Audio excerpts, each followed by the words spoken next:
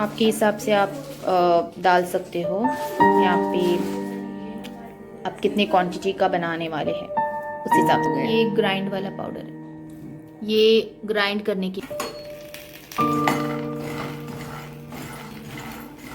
Low flame में ना। 1/2 kilo बिकना लिए मैंने, ग्राउंडनट लिए।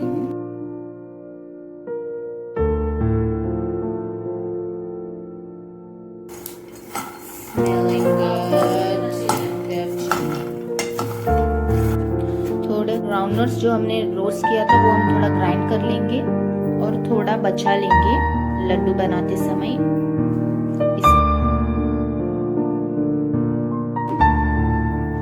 ये ग्राउंडनट ग्राइंड किया हुआ हमने पुटानी दाल के मिक्सचर में मिला दिया। इसको भी थोड़ा रोस्ट कर लेंगे। तो ये रोस्ट हो रहा है। रोस्ट के बाद कुछ ऐसा कलर दिखेगा आपको।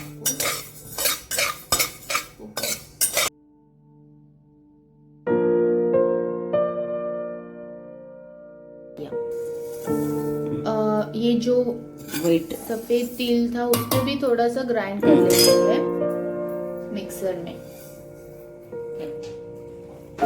ये सफेद तिल वाला भी हमने मिला दिया।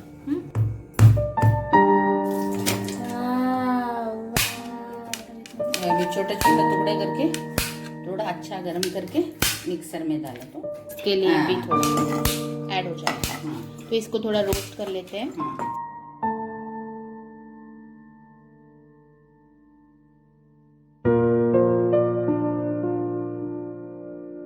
कोकोनट रोस्ट करने के बाद इस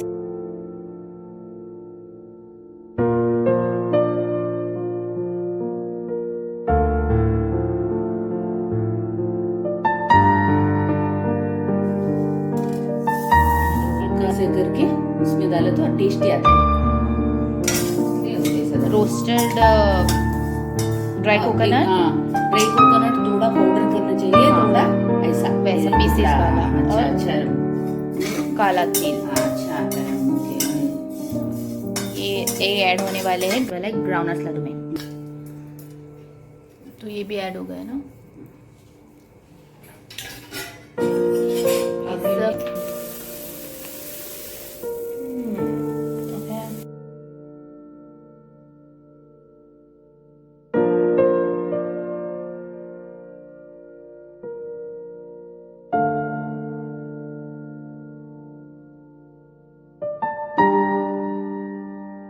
मिक्सचर में हम जैगरी सिरप को ऐड करके लड्डू बनाएंगे।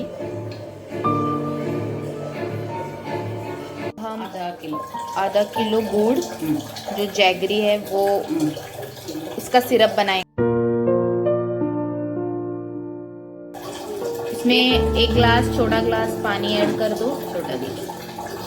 थोड़ा थोड़ा और मम्मा लो फ्लेम पे, नॉर्मल फ्लेम पे इसे मेल्ट कर दो। छोटा ग्लास। हाँ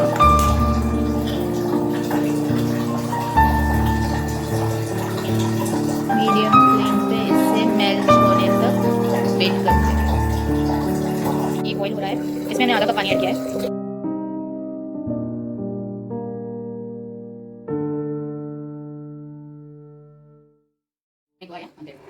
अभी कंप्लीट हो रहा है।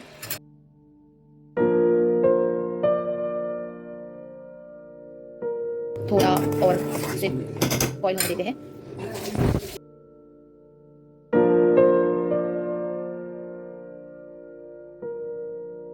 इसे चेक कर लो इतना बस। हाँ देखो नीचे नीचे नीचे ना नीचे तो ऐसे देखना चाहिए। इतना बस। ये भी कंसिस्टेंसी होना चाहिए। आप चाहो तो इसमें 1 स्पून घी डाल सकते हो, ऑप्शनल है।